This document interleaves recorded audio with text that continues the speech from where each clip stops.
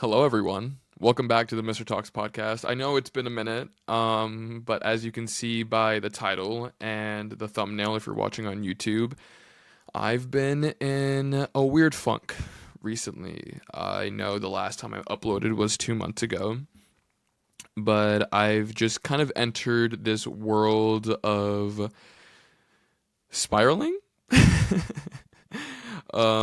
I've been in a really sad funk, and I've been just trying to go day by day because I've been struggling a little harder than usual.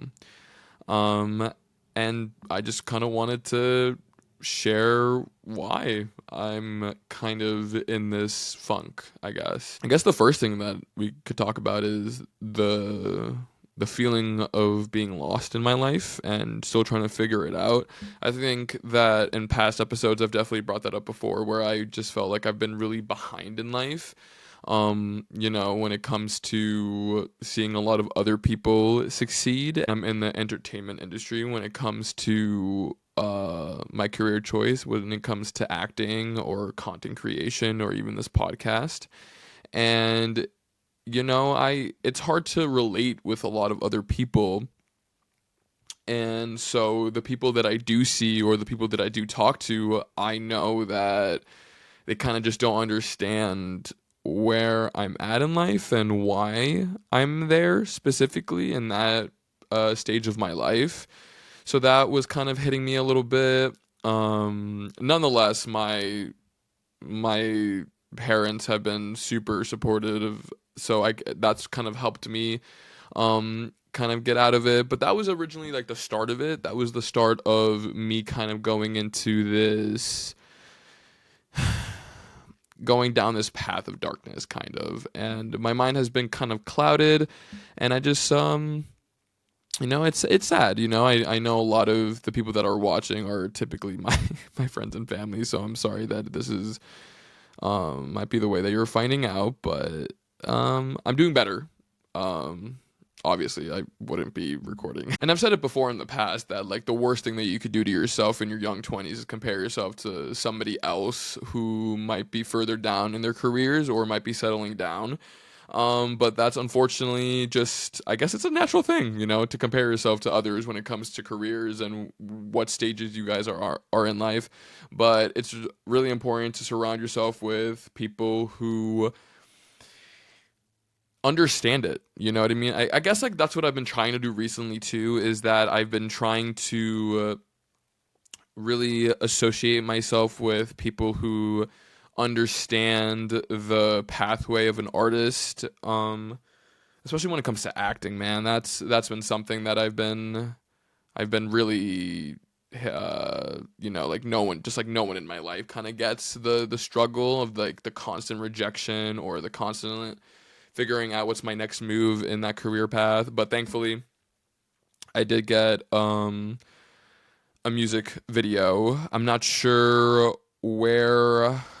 I don't think I talked about it the last time I came on here, but I did get cast in a music video, and that was super fun to shoot.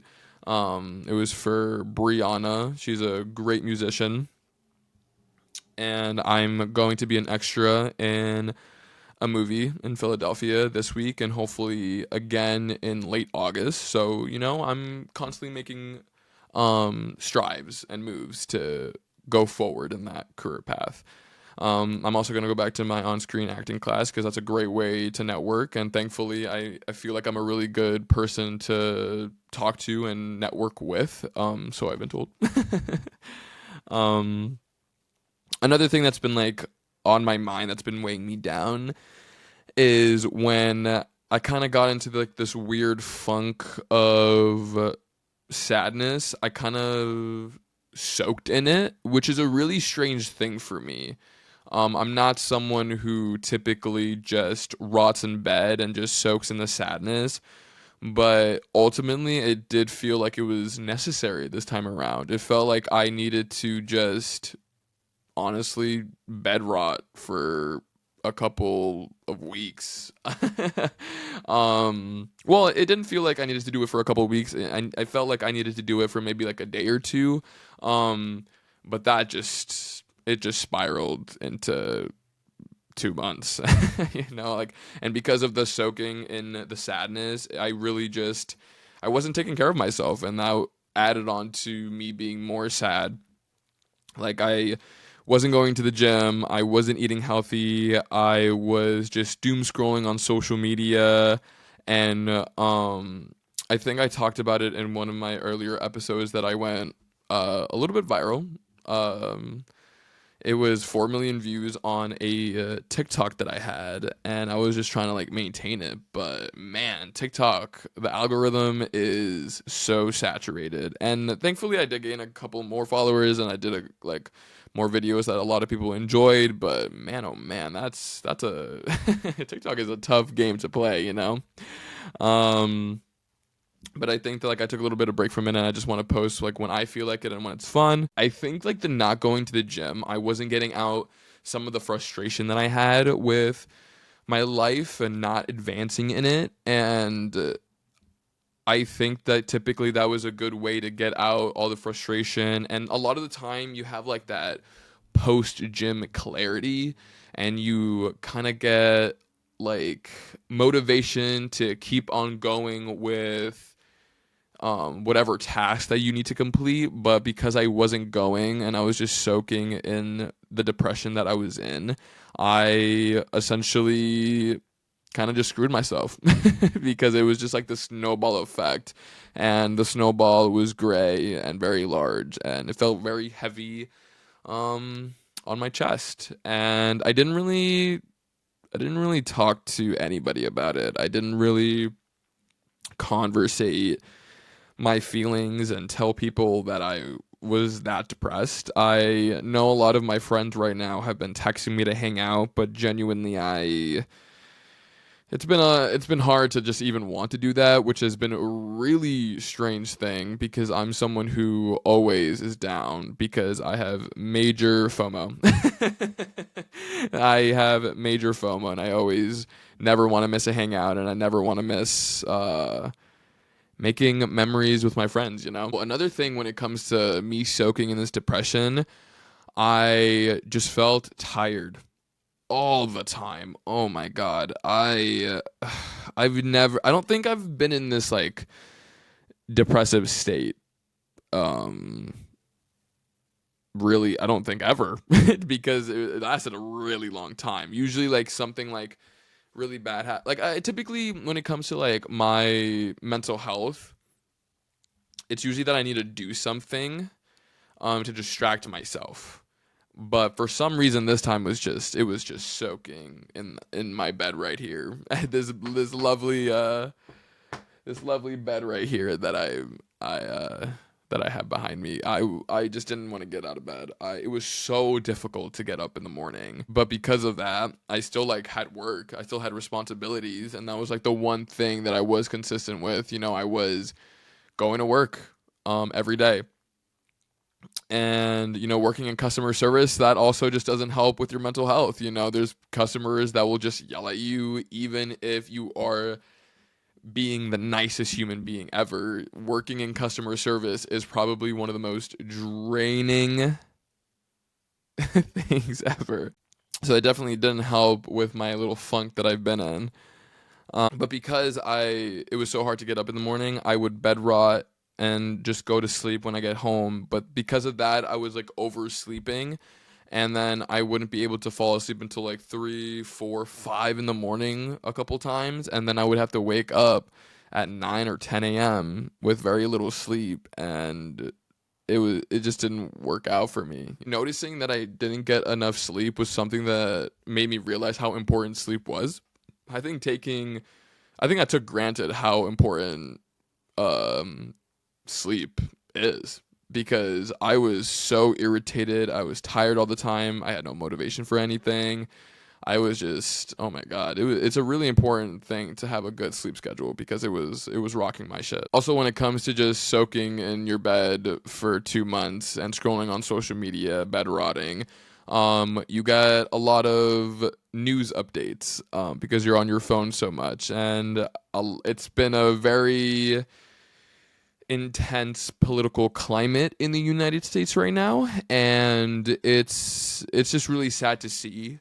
being a person of color who is Latino. And, you just see so many sad stories of what's going on right now. And there was two main stories that really got me. And I wrote it down, actually. The first story was a disabled veteran. That's right, a veteran. A United States citizen was detained by ICE in California. His name was Jorge, or George, Retes. And he was pepper sprayed, and his window was up. They broke it and then took him into custody. Um, what got me really sad about this was that it's very evident that even though he stated that he was a U.S. citizen, the article that I read, and stated that he was a person who served our country, they didn't care. They didn't believe him, even though he had all the, I believe that he had an ID, like a real ID, which is only possible if you are documented in the United States. And it was just really sad because you can clearly tell that it's based off of skin color, which is flat out racism, you know? And a lot of people who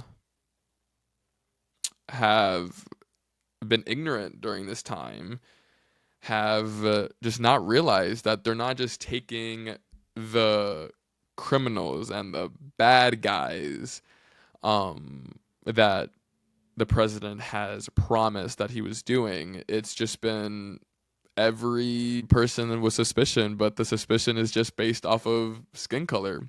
And then it's funny because I saw a clip of the administration being asked that question, and they were just so flabbergasted, being like, it wasn't true. But then you hear all these stories of it happening.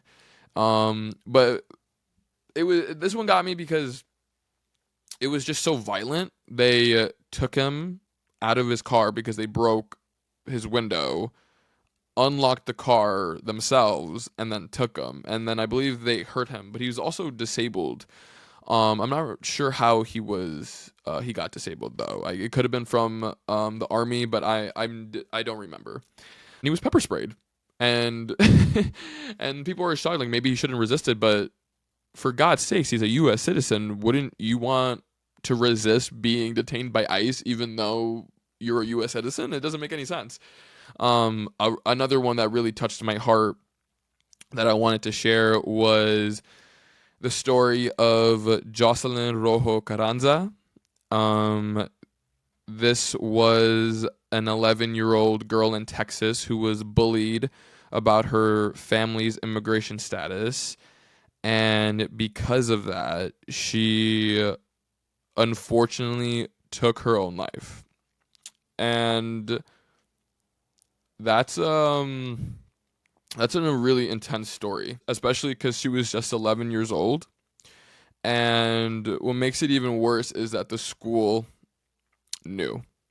The school knew about the bullying because she went to the school about it, but she never told her parents about it because she didn't want them to worry. Or at least that's presumed, that she never, like, the mom had no idea that she was being bullied. And, I'm just assuming that it's because she just didn't want her parents to be worried about people calling ICE on her family. And it was really sad because she took her own life, and she was only 11 years old. And that's a really sad thing. And I feel like in times of these that we're in, we just have to take a moment. And if you have a belief where there is an immigration problem, is there a way that we can do it in a correct fashion? You know what I mean? The way that this is happening is very wrong. It's unconstitutional. And I think it's important for people to just understand that. And I think it's important to have empathy for people who are going through these tough times right now, to the Latino community. It's very interesting being a brown Latino man in America right now, because this is the most oppressed I've felt for my community of Latinos in America. And it's really sad. And you can see that a lot of the United States, red or blue, it doesn't matter, really support the people who are victims of just being taken without a warrant, or being taken out of school. There's immigration going to elementary schools. I believe I read a story in Chicago, and it's just so heartbreaking. These are kids. I don't care if they're undocumented. I want them to, let them get their education here. For God's sakes, they're children. And that's, of course, I guess, people's opinions if kids should come here for education, but they're already here. And now you're just going to separate them from their families. And you can see people really get united right now. Conservative, liberal, Democrat, Republican, and realizing that how immoral this is, and everyone's coming together, that families should stay together. Families should not be separated. There's, something that I forgot to mention about Jorge Reta's story is that his family could not find him. They're going through interview. That's how I found out about this, because they were going through an interview at ABC News and saying that they have no idea what detention center he's at right now, where he's been detained. No one's giving him answers. They've been calling a bunch of places and they have not been giving them answers. And it's just so sad, because he was a U.S. veteran, and it's clear that there's prejudices that were happening. The political climate, all over the world too, isn't the greatest. There's all over the world in different countries, they're really going through it right now, and it's just so sad. And and I think that's where the civilians, have to come together and be united and just empathize and be there for each other, So that's been the reasons why I've been in a weird funk. It just stacks on top of one another. And being in my mind is definitely a dangerous place to be, and I knew that already, but I unfortunately just got caught in that snowball effect, and I lost I lost control. But I'm back, That's another thing. I was soaking in the sadness, and I just didn't want to post on the podcast because I just didn't feel like it was necessary. But I'm looking back at it and I'm like, oh my God, that's probably the best. It would have been therapeutic for me to do it, to get out my feelings like that. I'm also figuring out this podcast still, it's still freshly new. I know I've been doing, journal entries. I'm not too sure if I'm going to do that still. I do like the form of having it written down, and then I read it out loud, and then we just have a discussion about it. But maybe there could be another way where I for this episode, I wrote down some the flow of how I wanted this episode to go. I'm still trying to figure out how I really want to go about it. We'll just see what the next couple episodes feel. I do feel as though what I did for this episode was the best version so far of how I wanted the flow to go throughout the episode.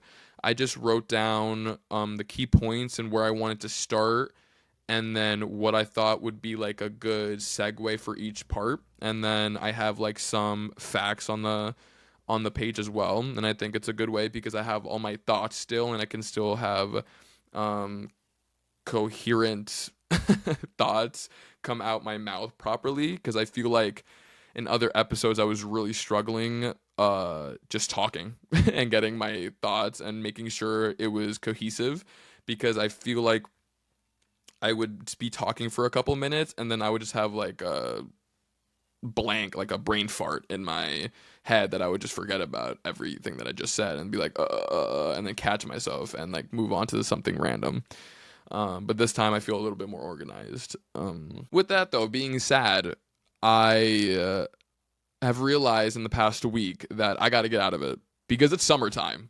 I do not want to be sad anymore during the summertime. I want to be happy. I want to go partying. I want to go to the beach. I want to live life because it's summer and I have so many summers as a young man, you know.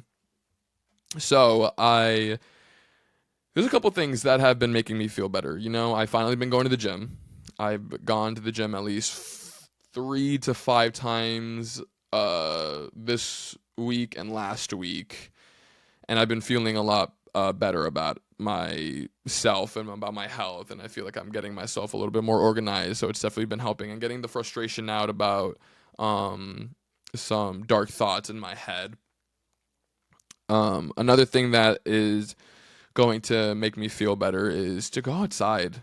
You know, I was in this bed for 2 months of my own choice, of course, but now that my head's clearing up a little bit, I'm getting clarity, and I know going outside will make me feel better instead of being inside in my room and just looking at a screen. You know, it's not productive. Also, another thing that would make me feel a lot better is hanging out with my friends. I'm gonna force myself to do that because I haven't been doing that. I've been kind of ignoring a lot of my friends, and I'm really sorry, but thankfully I have the most amazing friends who understand my position and understand that I am still there if there is an emergency. And something that made me realize that hanging out with my friends actually will make myself feel better is I went to a birthday party last Friday, I believe.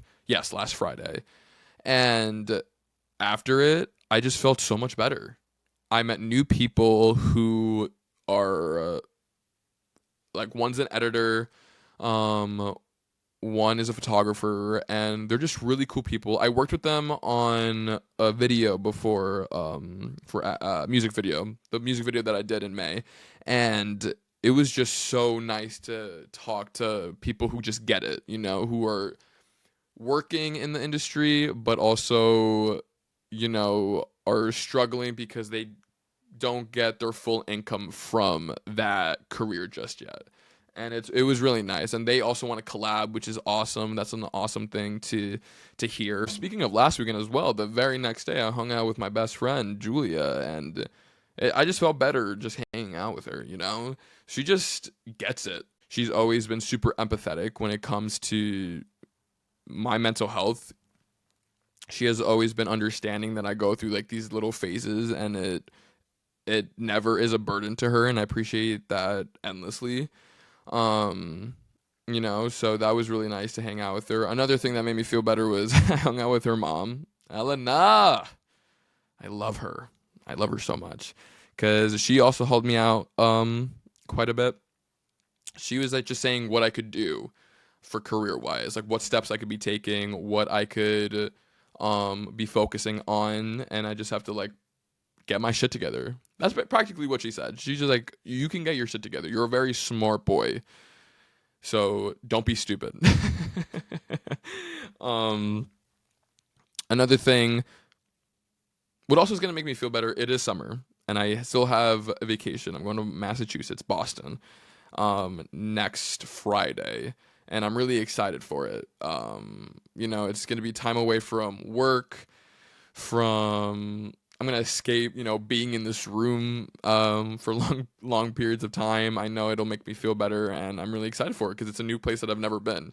And I've talked about it before, or I mentioned it before, that one of my life goals is to visit all 50 states, and I've never been to Massachusetts, so that's another one down, which is really exciting. Also, my abuela, my abuelita, she's here. She is here until oh my god, I think she's here until Tuesday, which is a very short amount of time, which is really sad, but I love her to death. She is the cutest old lady, and every time every time I see her, she always makes me take a picture, like a selfie of the both of us, and she says, "All right, if this is the last time we see each other, that could be a really good post on Facebook." She's so unserious, and my dad hates talking about that. My dad does not want to talk about her death at all. And she's still young. I think she just turned 70. Oh, she's turning 70, I think, this Friday. So happy birthday, abuelita. The last thing that I want to get into for this episode is what made me basically come back to the podcast, because I was pretty active on TikTok, but what made me come back to the podcast, because I did go ghost on you guys for a little bit, is that I saw a friend at my job, at the fast food place that I work at. And I haven't seen him since high school, but he recognized me immediately. And I recognized him, but because we weren't the closest, I didn't want to say anything. But he immediately recognized me and said, "Oh, yo, Mario, is that you?" And I go, "Yeah, what's up, bro?" And we talked for a little bit. I comped his meal because it was like $12 or something like that. And I typically do that for people that I know, and they got like something pretty cheap. And he was so appreciative of it. And then he actually brought up my podcast and was like, "Yo, I've seen clips of your podcast. You have a good thing going. Just keep at it." I haven't completely locked in, but I after tonight, you made my night, bro, like completely, because you comped to my meal. And I was like, "Oh, dude, like don't even worry about it. You don't have to do that." He's like, "No, it's like seriously, like I appreciate this endlessly. It's like you just like made my night completely." And I was like, "Oh, that was really sweet of him, you know." And then, like 2 days later, an episode went up in views and listeners. It went up in like, I gained like 320 extra views on YouTube, and I think I gained 80 listeners on Spotify. And I was like, whoa, that was so random. And this episode, I think it was like the third episode. It was the 75 Heart Challenge episode. And I was like, holy crap, I need to come back to this. It was just like, it just felt right to come back. But I wanted to come back right. I wanted to do it right. I didn't want to just be like rambling on of nonsense. I wanted to just make sure that it was cohesive and that I was talking to you guys and just be authentically myself, because I have been going through it. And maybe that's something that you guys can even relate to. So yeah, I'll be back weekly, like I promised before. I'm not necessarily proud of the fact that I was soaking in the sadness for 2 months instead of getting my life together and being more productive, but it happened. And what I can do now is just look back on it and just learn from it. Learn what can prevent me from choosing to soak in the sadness instead of being productive and push myself to make myself feel better. You know what I mean? But yeah, I just wanted to come back with this episode. I hope you guys enjoyed it. If you stuck around this far, make sure that you like if you're on Spotify, Apple Podcast, or YouTube. If you're watching this on YouTube, make sure you hit that subscribe button. Make sure you hit the like button, because the more people like this video or subscribe from the video, the more views it gets, so we can build this community. I know we've been growing a little bit, which is really exciting, and that's lovely to see. But I'm really happy to be back, and I'm happy to make more episodes. So I guess I'll leave you with one question. I don't remember if I stated in the beginning of this episode, but comment down below if you made it this far. If you've been in a funk before, if you've been in a sad funk before that lasted a while, what was one activity that you did that made you feel better? Because I will take any advice. I will try new things that will help me get out of this funk, because I've been feeling better, but I'm not completely happy yeah, of where I am. So yeah, just let me know. Thanks for listening, guys. Bye.